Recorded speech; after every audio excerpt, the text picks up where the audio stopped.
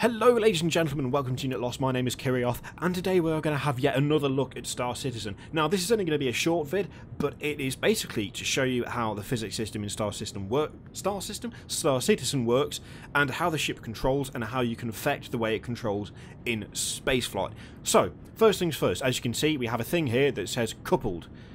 What does that mean? Well, if you press caps lock, it's disabled, which means you are decoupled. But still, what does it mean? I'm going to go to the key bindings. I'm going to give you a quick rundown so you know. Caps, toggle decoupled, DC for short, FCS / disable IFCS safety. We are just going to say coupled and decoupled because otherwise we'll be here all day.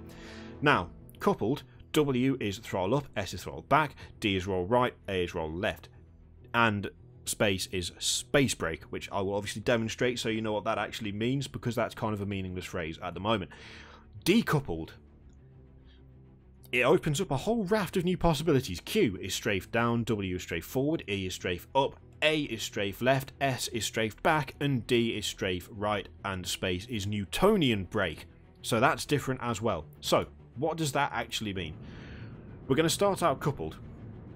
And what you will notice here is if I hit the thrust and do a little bit of a turn there, you'll notice that the ship does actually turn, effectively. It's not exactly realistic spaceflight in that the ship is going where I'm pointing it. It's as though it doesn't have any, any momentum or inertia. It does, it's only a small fighter craft, so it's not like it's going to weigh an absolute shed load anyway. Although weight is the wrong thing, it's mass. It's only small, so that doesn't have too much of an effect on it. You wouldn't have thought, anyway. But, at the same time, that's still not quite how it would work in space, now is it? That's because the ship is effectively helping you fly. The thrusters are constantly firing, and it is making it easier to manoeuvre, to get to where you want to go. Space brake is this thing. If I hold that, it stops you dead, and then let go, and then you start moving again. Okay, all nice and simple. Kind of like a mix of space flight and atmospheric flight is what you get coupled. So, we're going to stop quickly. I'm going to press caps lock. That is going to decouple. Stop moving, ship. Quickly cycle back to the cockpit. There's a quicker way to do this, but I don't do it because this ship looks ridiculously nice, and it's just a gorgeous game all round, so you'll have to forgive me for that little foible.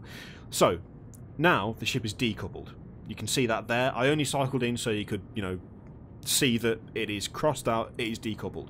So, back to the outside. Now, W, that sends us forward, but only slowly, and when we let go, the front thrusters fire and we stop. Same goes for right, left,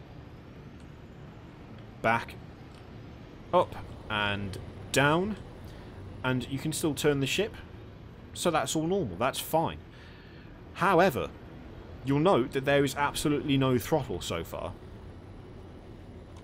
The throttle is gone. We do not have constant power.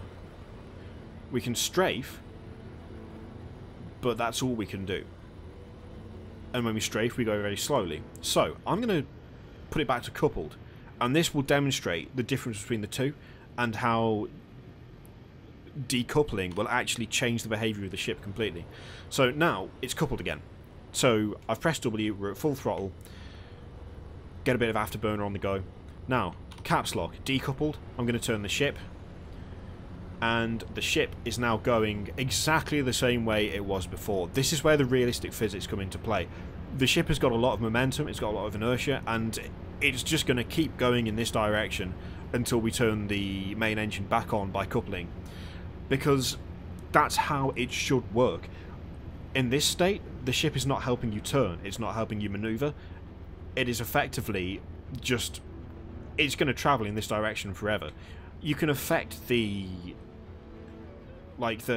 almost, I want to say the plane that it's on, so you can make the ship go down, or up, or left, or right, so you've got a bit of control, but that's not changing the direction that it's going in. That's just changing basically the position of the ship in that direction.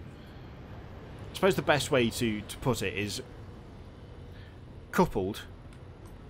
If I do this, I turn right.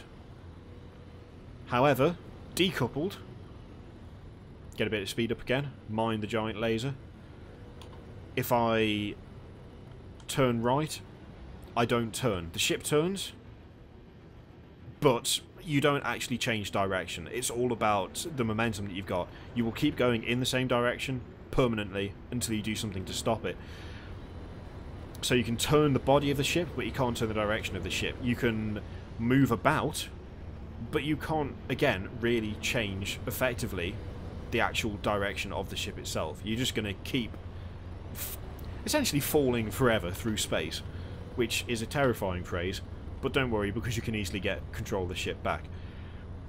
The Newtonian brake is different to the space brake, because with the space brake you hold it down, stops the ship, let go, the ship starts moving again.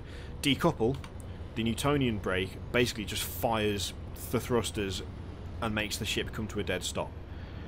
Whether that's particularly realistic or not, I don't know, but I do know it's very handy because there's a good chance you could end up smashing into a rock if you weren't careful. So hopefully that has given you a little bit of a better understanding of how the physics and the ship flight in Star Citizen works. If you like the video, then like the video. If you think I've missed anything, then let me know. If I've made some sort of horrendous scientific faux pas, then let me know in nice terms, and I will catch you next time, people. Toodaloo.